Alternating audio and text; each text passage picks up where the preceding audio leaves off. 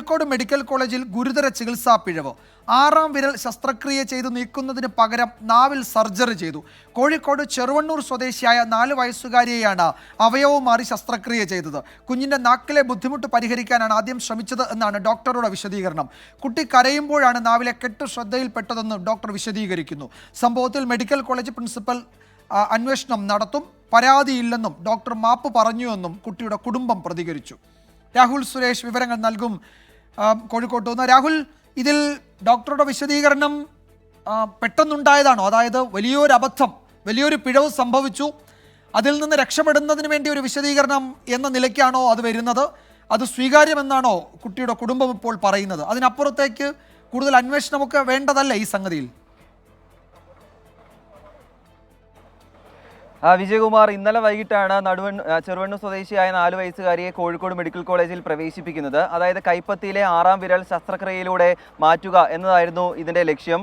ഇന്ന് രാവിലെയാണ് ഈ ശസ്ത്രക്രിയ നടക്കുന്നത്. പക്ഷേ ഈ ശസ്ത്രക്രിയ കഴിഞ്ഞ് കുട്ടിയെ വാർഡിലേക്ക് മാറ്റിയപ്പോഴാണ് ചികിത്സാ പിഴവ് കുടുംബം തിരിച്ചറിയുന്നത്.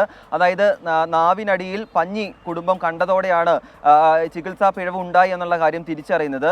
മാത്രമല്ല, കയ്യിലെ കെട്ടഴിച്ചു നോക്കിയപ്പോൾ 6-ാം വിരൽ അതുപോലെ തന്നെ കയ്യിൽ തുടരുന്നതായും കുടുംബം കണ്ടു. ഇതോടെയാണ് ഡോക്ടറിനെ ഈ വിവരം ആദ്യം കുടുംബം അറിയിക്കുന്നത്. തുടർന്ന് നടത്തിയ പരിശോധനയിലാണ് ചികിത്സാ പിഴവ് ഉണ്ടായി എന്നുള്ള കാര്യം ഡോക്ടർ തന്നെ അംഗീകരിക്കുന്നത്.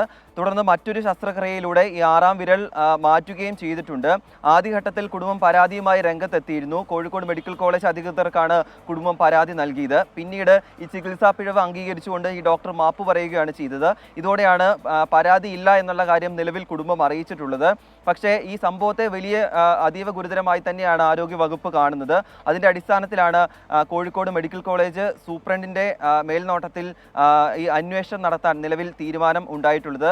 ഇതിൽ പ്രാഥമിക അന്വേഷണം പൂർത്തിയായിട്ടുണ്ട്. ഈ ശസ്ത്രക്രിയ നടത്തിയ ഡോക്ടറുടെ മൊഴി രേഖപ്പെടുത്തിയിട്ടുണ്ട്. അദ്ദേഹം ഈ കുറ്റം സമ്മതിച്ചിട്ടുണ്ട് എന്ന് തന്നെയാണ് നമ്മൾ മനസ്സിലാക്കുന്നത്. പക്ഷേ ആരോഗ്യ വകുപ്പിൻ്റെ ഭാഗത്തു നിന്നും കുടുംബത്തിന് പരാതി ഇല്ലെങ്കിൽ കൂടി അന്വേഷണവുമായി മുന്നോട്ട് പോകാൻ തന്നെയാണ് തീരുമാനം. അതനുസരിച്ചുള്ള നടപടിക്രമങ്ങൾ ഇപ്പോഴും തുടരുകയാണ്. അതോടൊപ്പം കുടുംബം ആശുപത്രി അധികൃതരുമായി ഇപ്പോഴും സംസാരിച്ചുകൊണ്ടിരിക്കുകയാണ്.